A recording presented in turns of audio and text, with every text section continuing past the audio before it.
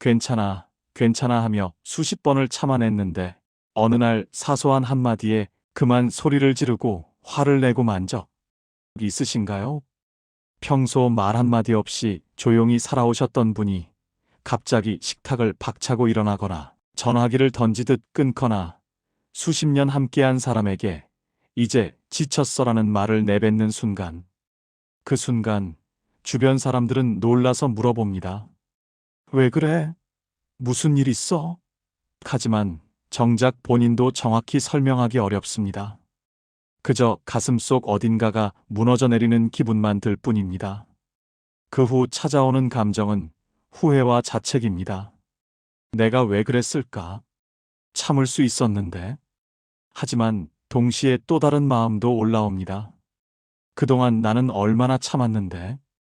이 모순된 두 마음 사이에서 스스로를 책망하고 관계는 더 어색해지고 결국 다시 입을 닫게 됩니다. 하지만 여러분, 문제는 그날 터진 그 한 번의 사건이 아닙니다. 진짜 문제는 그 이전에 수없이 삼켜왔던 말들, 억눌러왔던 감정들, 그리고 이 정도는 괜찮아라며 스스로를 달래온 그 모든 순간들입니다. 폭발은 갑자기 일어난 것이 아니라 오랜 시간 쌓인 감정의 최종 결과였던 것입니다. 어떤 사람은 불편한 마음이 생기면 그때그때 말로 풀어냅니다. 조금 서운하면 그 말은 좀 그랬어라고 바로 이야기하고, 화가 나면 나 지금 화났어라고 표현합니다. 반면 어떤 사람은 평생을 참으며 살아갑니다. 이렇게까지 말할 일은 아니야. 나 하나 참으면 되지. 괜히 분위기 안 좋아지면 어떻게 하면서 마음속 깊은 곳에 감정을 차곡차곡 쌓아둡니다. 그리고 어느 순간 그 무게를 더 이상 견딜 수 없을 때 예상치 못한 방식으로 터져나옵니다. 오늘 이 시간에는 여러분이 지금껏 알지 못했던 참는 사람의 내면, 심리를 깊이 들여다보려 합니다.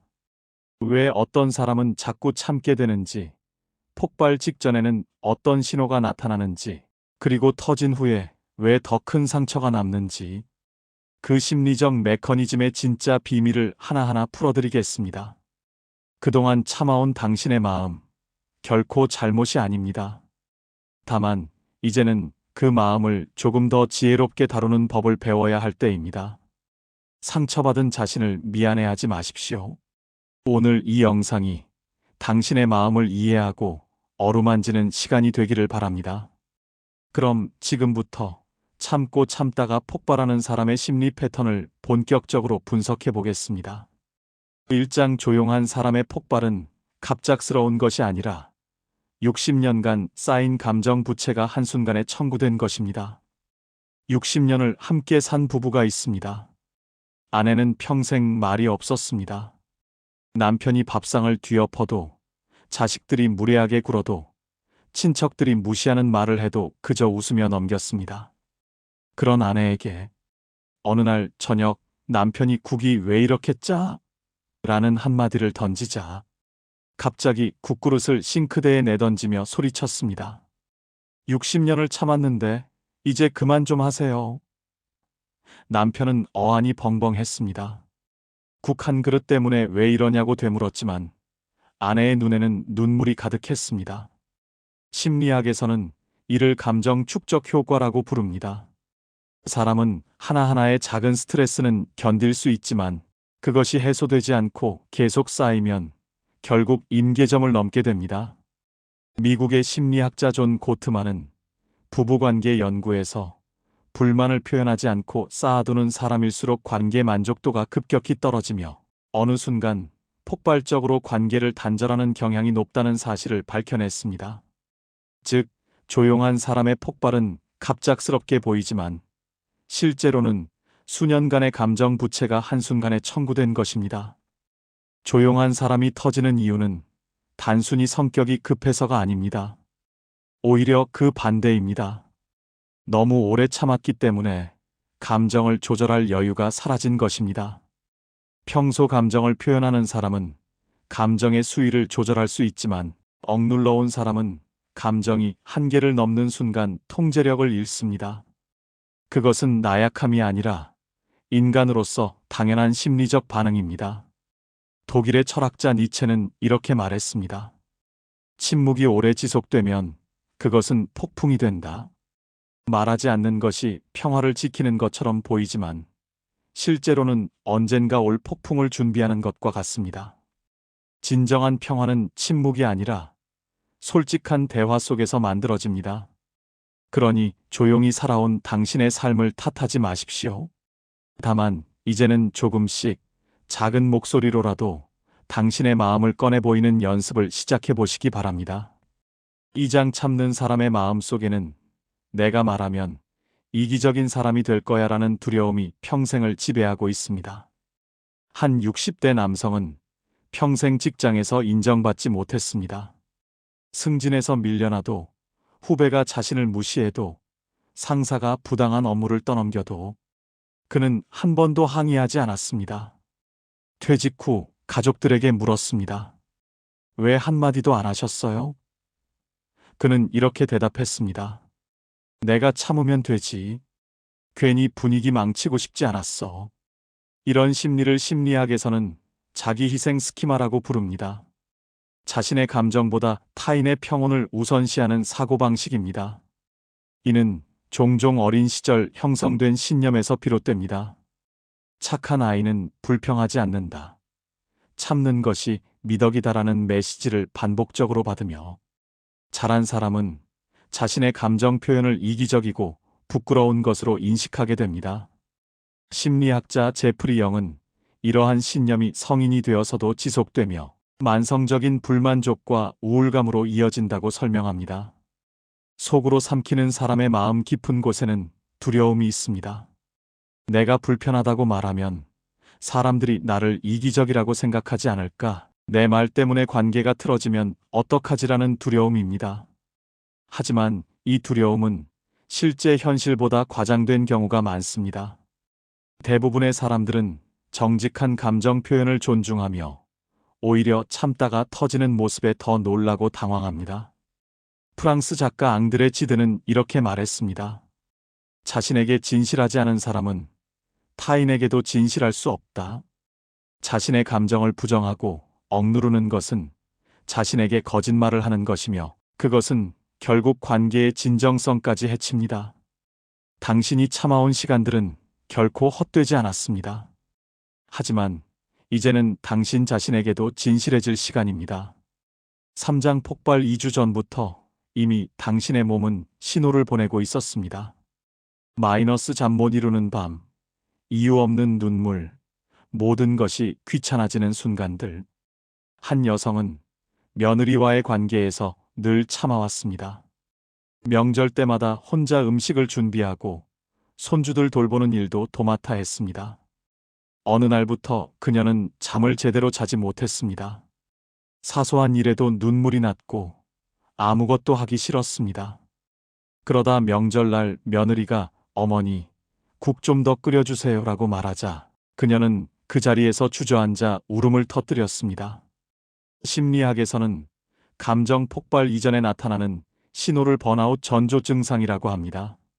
수면 장애, 이유 없는 피로감, 감정의 무뎌짐, 사소한 일에 과민 반응 등이 대표적입니다. 미국 심리학회의 연구에 따르면 만성적으로 스트레스를 억압하는 사람은 신체적으로도 코르티솔 수치가 비정상적으로 높아지며 이는 면역력 저하와 우울증으로 이어집니다. 즉, 마음만 아픈 것이 아니라 몸도 함께 신호를 보내는 것입니다. 폭발 직전의 사람은 이미 심신이 한계에 다다른 상태입니다. 그런데 주변 사람들은 이 신호를 알아차리지 못합니다. 왜냐하면 그동안 너무나 잘 참아왔기 때문입니다. 원래 저 사람은 괜찮은 사람이라는 인식이 박혀 있어서 작은 변화들을 무시하게 됩니다. 본인 스스로도 이 정도는 괜찮아라며 신호를 외면합니다. 하지만 몸은 거짓말을 하지 않습니다. 고대 그리스 철학자 에픽테토스는 말했습니다. 우리를 괴롭히는 것은 사건 자체가 아니라 그 사건에 대한 우리의 생각이다. 하지만 생각조차 억누르고 부정한다면 그것은 마음속에서 독이 되어 쌓입니다. 생각과 감정을 인정하는 것이 치유의 첫걸음입니다. 당신의 몸과 마음이 보내는 신호에 귀 기울이십시오. 그것은 나약함이 아니라 당신을 지키려는 본능입니다. 사장 국 한 그릇이나 용돈 정도의 문제가 아닙니다. 그것은 수십 년간 무시당한 당신의 존재를 상징하는 마지막 신호였습니다. 한 남성은 아들과의 관계에서 늘 이해하는 아버지 역할을 했습니다. 아들이 사업에 실패해도 빚을 떠안아도 무례하게 굴어도 묵묵히 도왔습니다. 그러던 어느 날 아들이 아버지, 용돈 좀 더 주세요라고 말하자 그는 갑자기 폭발했습니다. 내가 언제까지 이럴 거냐?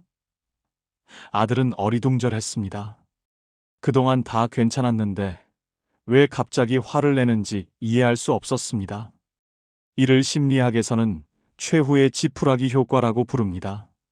낙타 등의 지푸라기를 하나씩 쌓다가 마지막 한계가 올라가는 순간 낙타의 등이 부러진다는 비유에서 나온 개념입니다. 개별 사건은 사소하지만 누적된 스트레스와 합쳐지면 감당할 수 없는 무게가 됩니다. 심리학자 로이 바우마이스터의 자아 고갈 이론에 따르면 사람의 감정 조절 능력은 제한된 자원과 같아서 계속 참으면 결국 고갈되고 맙니다. 작은 일이 도화선이 되는 이유는 그 일 자체가 문제가 아니라 그것이 상징하는 의미 때문입니다. 용돈 좀 더 주세요라는 말은 단순한 요청이 아니라 아버지는 계속 줄 의무가 있는 사람이라는 무시와 당연시로 받아들여집니다. 수십 년간 쌓여온 섭섭함, 무시당한 느낌, 존중받지 못한 경험들이 그 한마디에 응축되어 폭발하는 것입니다. 영국 작가 버지니아 울프는 이렇게 썼습니다. 작은 것들이 쌓여 큰 것을 이룬다. 하지만 작은 상처들이 쌓이면 큰 절망이 된다.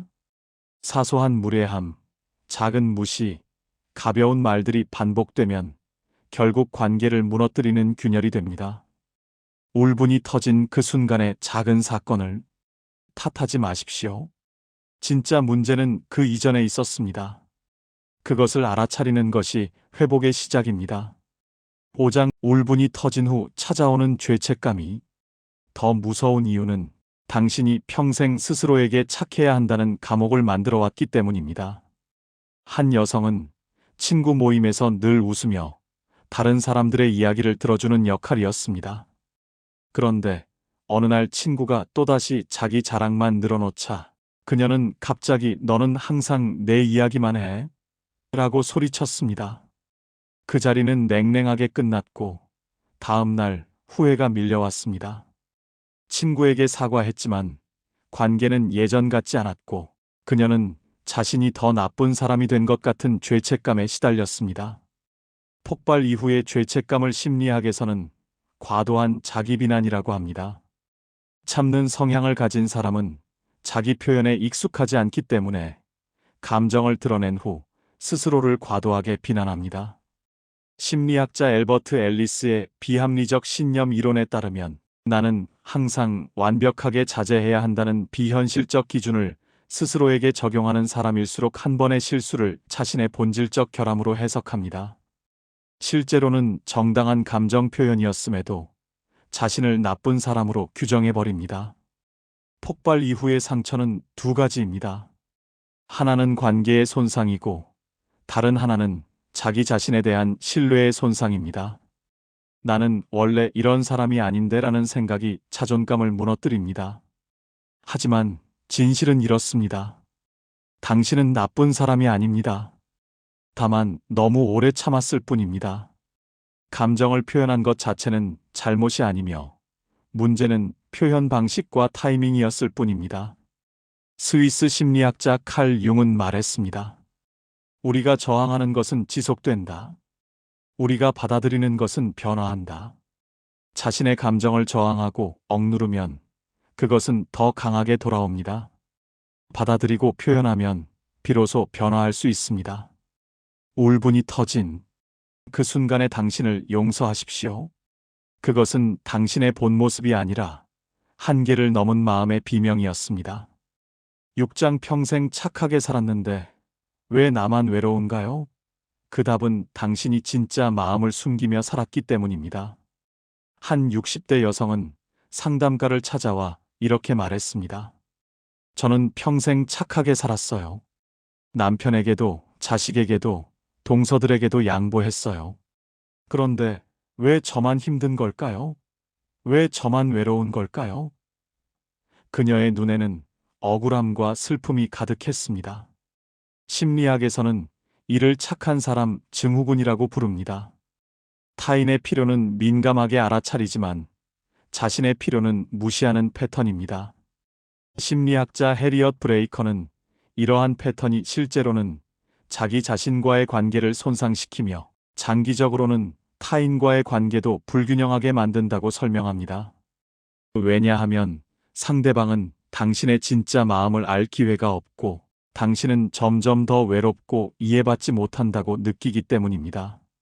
참는 것이 미덕이라는 믿음은 일정 부분 옳지만 그것이 자기 희생으로만 이어진다면 결국 아무도 행복하지 않습니다.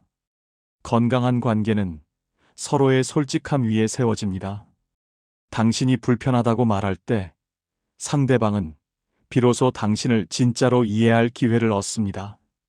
참는 것은 평화를 지키는 것처럼 보이지만 실제로는 진정한 친밀감을 가로막는 장벽이 됩니다. 독일 철학자 쇼펜하우어는 이렇게 말했습니다. 사람은 자신이 원하는 것을 얻지 못해 불행한 것이 아니라 자신이 원하는 것이 무엇인지 모르기 때문에 불행하다. 평생 참으며 살면 결국 자신이 진짜 원하는 것이 무엇인지조차 알 수 없게 됩니다. 이제는 당신도 당신의 마음에 귀 기울일 자격이 있습니다.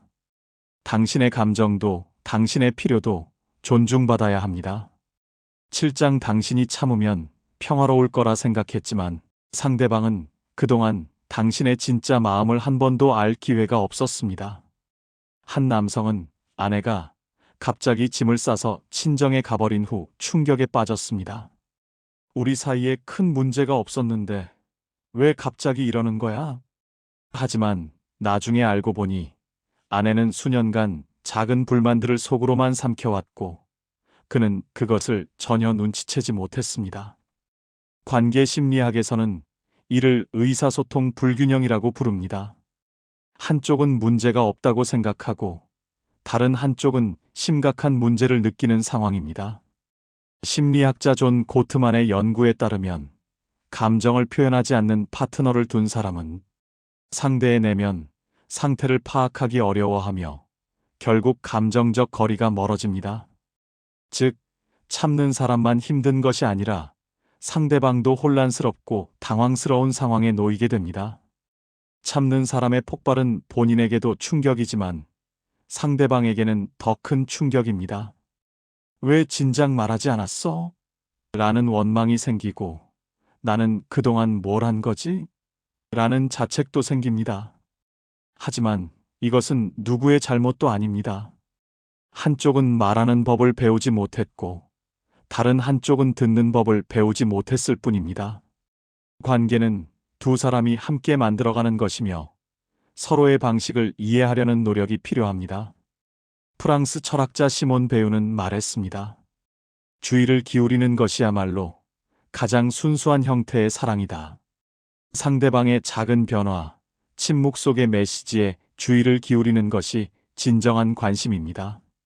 서로에게 말할 기회를 주고 들을 준비를 하십시오. 그것이 관계를 지키는 가장 확실한 방법입니다. 8장 작은 불만을 그때그때 말하는 사람이 관계 만족도가 70% 더 높습니다. 참는 것이 아니라 표현하는 것이 진짜 성숙입니다. 한 여성은 폭발 이후 관계를 회복하기 위해 노력했습니다. 상대방과 진솔한 대화를 나눴고 그동안 내가 힘들었던 점들을 차분히 설명했습니다. 처음에는 어색했지만 시간이 지나면서 상대방도 이해하기 시작했습니다. 그녀는 이렇게 말했습니다. 진작 이야기할 걸 그랬어요. 그랬으면 이렇게까지 힘들지 않았을 텐데. 건강한 감정 표현 방식을 심리학에서는 주장적 의사소통이라고 합니다. 공격적이지도 수동적이지도 않은 방식으로 자신의 감정과 필요를 전달하는 기술입니다. 심리학자 마샬 로젠버그의 비폭력 대화 이론에 따르면 나는 이렇게 할 때 이렇게 하게 느꼈어라는 형식으로 말하면 상대방의 방어를 낮추고 진정한 소통이 가능해집니다. 작은 불만을 그때그때 표현하는 사람이 장기적으로 관계 만족도가 높다는 연구 결과도 있습니다. 후회하지 않는 관계를 만들기 위해서는 3가지가 필요합니다. 첫째, 작은 감정도 소중히 여기는 태도입니다. 이 정도는 괜찮아라고 넘기지 말고 나는 지금 조금 서운해라고 인정하는 것입니다. 둘째, 타이밍을 놓치지 않는 것입니다. 감정이 생긴 직후 아직 폭발하기 전에 차분히 말하는 것입니다. 셋째, 상대방을 비난하지 않고 자신의 감정을 중심으로 말하는 것입니다. 이 3가지만 지켜도 관계는 훨씬 건강해집니다. 고대 로마 철학자 세네카는 이렇게 말했습니다. 우리가 침묵으로 동의한 것들이 결국 우리를 지배한다. 말하지 않는다고 문제가 사라지는 것이 아닙니다. 오히려 그것이 당신의 삶을 지배하게 됩니다. 이제는 작은 용기를 내어 보십시오. 당신의 목소리는 들릴 가치가 있고 당신의 감정은 존중받을 자격이 있습니다. 여기까지 참고 참다가 폭발하는 사람의 심리 패턴에 대해 함께 살펴보았습니다. 평생을 참으며 살아온 당신의 세월을 존중합니다. 그것은 결코 쉬운 일이 아니었고 그 안에는 남을 배려하는 따뜻한 마음이 있었습니다. 하지만 이제는 알아주십시오. 당신의 마음도 당신의 감정도 소중하다는 것을요. 참는 것이 미덕이라고 배우며 자랐던 우리 세대에게 감정을 표현하는 일은 낯설고 어렵습니다. 하지만 그것이 관계를 망치는 것이 아니라 오히려 관계를 더 깊고 진실하게 만든다는 것을 기억하십시오. 작은 불편함을 그때그때 말하는 연습을 해보십시오. 처음에는 어색하고 두려울 수 있습니다. 하지만 그 작은 용기가 나중에 큰 폭발을 막아주고 당신의 마음을 지켜줄 것입니다. 이제는 마음을 지키는 지혜를 배워가는 시간입니다. 참는 것만이 답이 아니라 지혜롭게 표현하는 것이 진짜 성숙함입니다. 당신의 남은 인생이 억눌린 감정이 아니라 자유로운 표현으로 채워지기를 진심으로 바랍니다. 이 영상이 도움이 되셨다면 구독과 좋아요 부탁드립니다. 여러분의 경험을 댓글로 함께 나눠주시고 주변에 힘든 관계로 고민하는 분이 계시다면 이 영상을 공유해 주세요. 오늘도 영상 끝까지 함께 해주셔서 감사합니다. 다음 영상에서 또 뵙겠습니다.